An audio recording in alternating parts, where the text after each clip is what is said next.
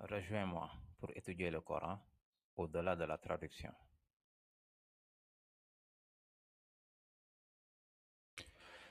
Bismillah, alhamdulillah, wa salatu wa salam ala rasulillah. Rabbi shrah li sadri wa yassir li amri wa hlul uqdatan min lisani yafqahu qawli amin ya rabbal alamin. Assalamu alaikum. Aujourd'hui, nous allons apprendre 6 mots. 6 mots. Normalement, il y en a plus, mais ces 6 sont suffisants pour le cours d'aujourd'hui.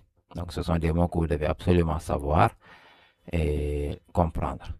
Donc, les voici. On a haza, haza, hazihi, haulai. Et en bas, on a zalika, tilka et ulaika. Donc, ces mots, on les appelle les pointeurs. On en avait déjà parlé vaguement, mais aujourd'hui, on va les voir en profondeur. Donc, on les appelle les pointeurs et c'est pour pointer des objets qui sont des objets ou des gens qui sont proches ou loin. Donc, la première ligne, c'est pour pointer des objets qui sont proches ou des gens. Pas seulement des objets, on peut aussi pointer des personnes. OK? Donc, haza, on veut dire, quand je pointe quelque chose qui est proche et qui est masculin, je dis haza. Comme par exemple, si je veux dire cet arbre, je dis haza shajara. Haza shajara. OK? Et hazihi fait la même chose que haza, c'est juste la version féminine. Quand nous pointons quelque chose qui est féminin. Et enfin, haula'i, c'est quand on pointe plusieurs choses, plusieurs objets ou personnes qui sont proches. Donc, haza, hazihi, haula'i, c'est pour pointer des objets proches. Ensuite, sur la deuxième ligne, on a zalika. Zalika, c'est pour pointer quelque chose qui est loin. Donc, quand c'est loin, on utilise zalika. Quand c'est loin et masculin, on utilise zalika. Quand c'est loin et féminin, on utilise tilka. OK? Tilka. Et enfin, ulaika, quand c'est loin et que c'est plusieurs. Ulaika. Donc, zalika, tilka, ulaika. Donc, ce sont ces 6 mots, vous devez les connaître.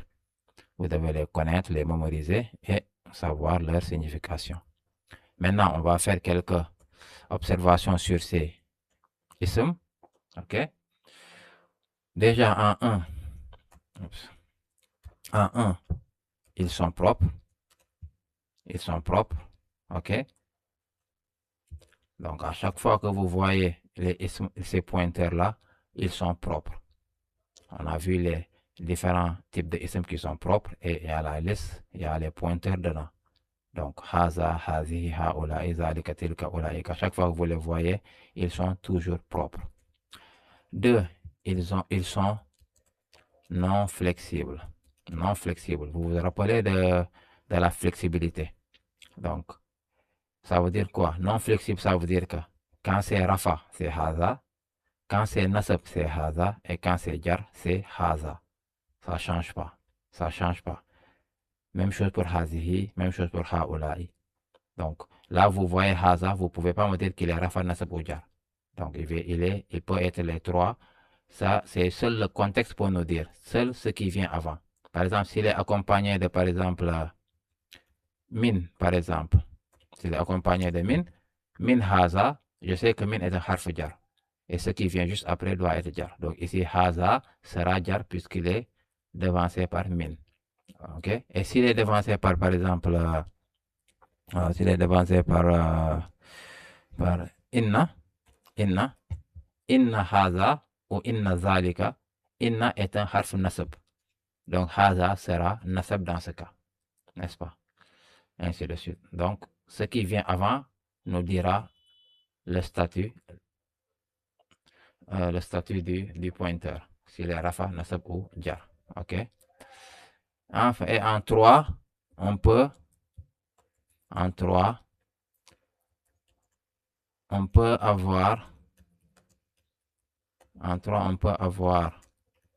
des phrases ou fragments avec ces pointeurs. Donc, avec ces pointeurs, on peut avoir soit des phrases, soit des fragments. Mais comment on peut avoir cela? Donc, la première chose, par exemple, ce sont les fragments. Ce sont les fragments. Si le pointeur est suivi d'un ism qui a al, par exemple, si je dis par exemple, hazihi par exemple. Hazihi ash-shajara. Hazihi ash-shajara par exemple. Hazihi ash-shajara. Ici, le pointeur hazihi. Pourquoi on a utilisé hazihi? Puisque shajara est féminin. Ça finit par un ta marbuta. Donc c'est normal qu'on utilise le pointeur qui est féminin. Donc, shajara qui veut dire l'arbre.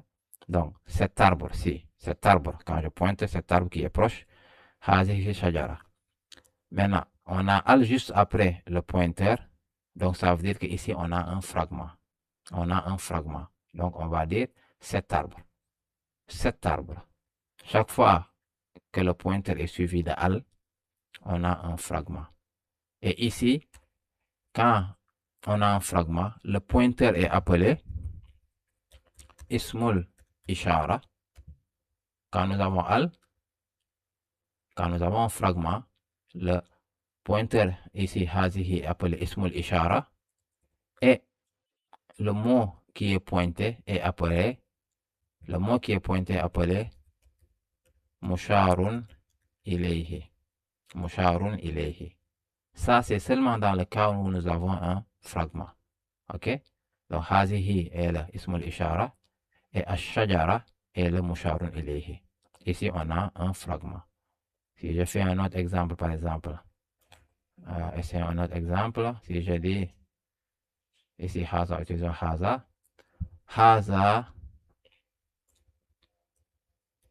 Haza al-masjid, par exemple. Haza al-masjid. Voilà, haza al-masjid, par exemple. Si je dis haza al-masjid, ici on a encore le pointeur haza, suivi de al, donc on aura un fragment. Ok, donc comment on va traduire ça? Haza al-masjid, ça sera traduit par cette mosquée. Haza al-masjid, cette mosquée. Ok, ici haza est le ismul ishara et al-masjid est le musharun ilayhi. Donc, pour avoir un fragment avec ces pointeurs, il faut que le pointeur soit suivi d'un ism qui a al.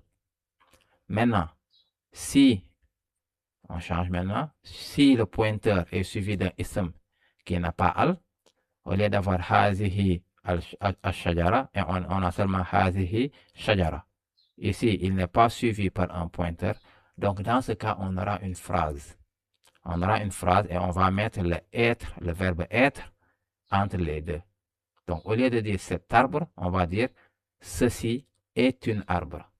Donc, hazihi shajara. Ici, on n'a plus de ismul ishara. Lorsqu'on a une phrase, on n'a plus de ismul ishara.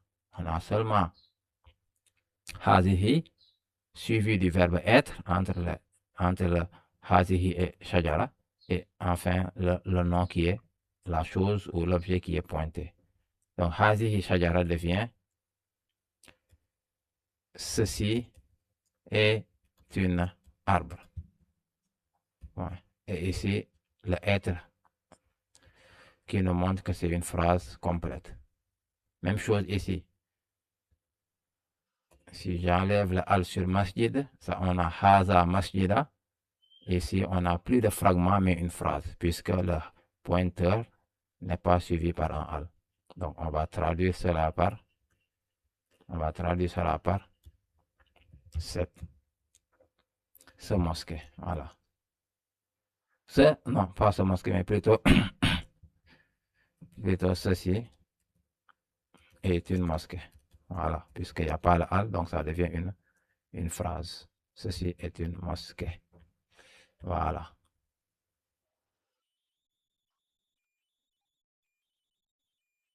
Voilà. Donc, c'est la différence entre avoir ici une phrase avec ses pointeurs ou avoir un fragment.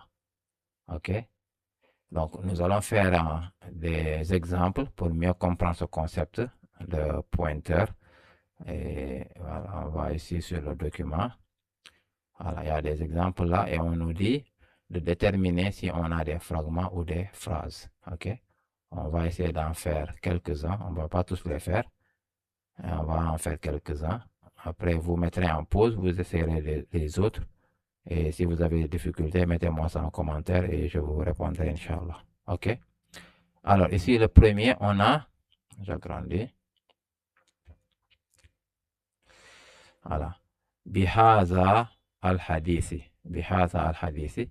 Déjà, ici, on a le bi qui ne fait pas partie de ce mot. Le bi, c'est le harf jar. Ba, ta, kaframa, ba. Donc, bi. Haza. Donc, ici, haza, on a dit que ces pointeurs sont non flexibles. Mais ici, on peut connaître son statut. C'est jar. Pourquoi? Parce qu'il est juste après un harf jar. Donc, haza est jar. Haza al-hadithi. Ici, le pointeur est suivi par un ism qui a al. Donc, automatiquement, on a un fragment. On a un fragment et non une phrase. Donc, comment on va traduire cela? Bi veut dire avec. Si vous vous rappelez, haza veut dire ceci. Donc, avec ceci ou bien avec ce récit. Al-hadith veut dire le récit. Donc, avec ce récit.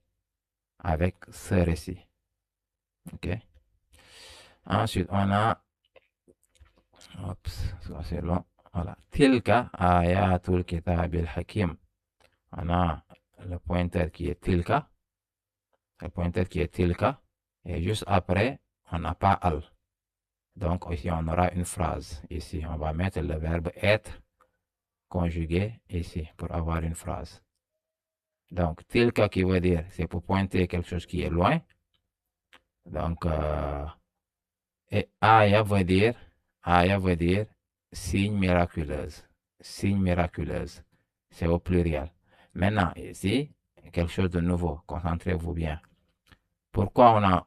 C'est le pluriel. Normalement, on devait utiliser ulaika.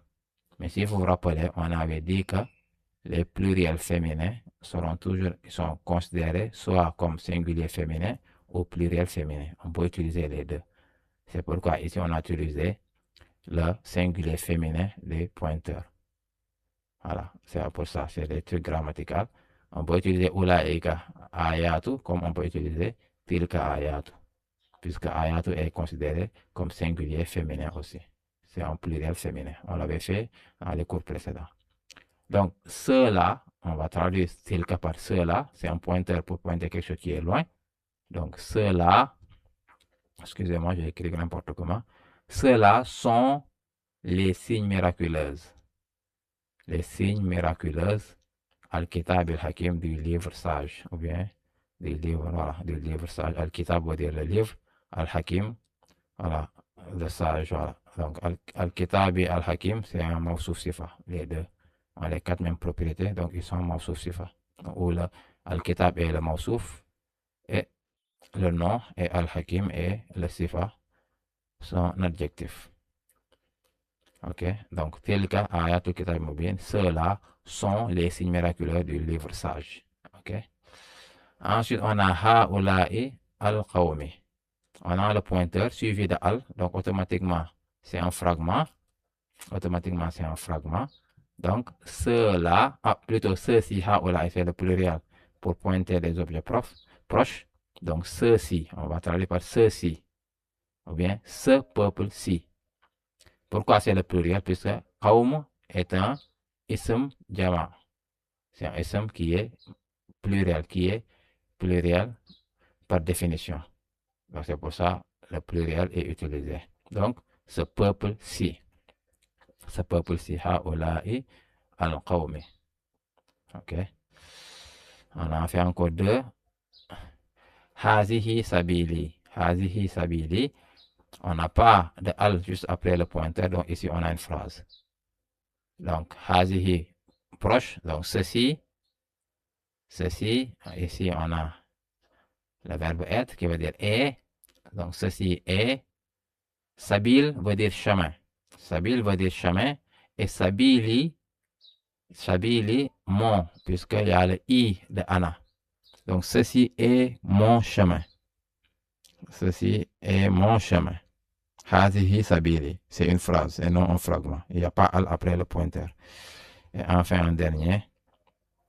On a tilka ad-darul akhirah. Tilka ad-darul akhirah. On a le pointeur tilka suivi de ad-daru qui a al. Donc, on aura un fragment.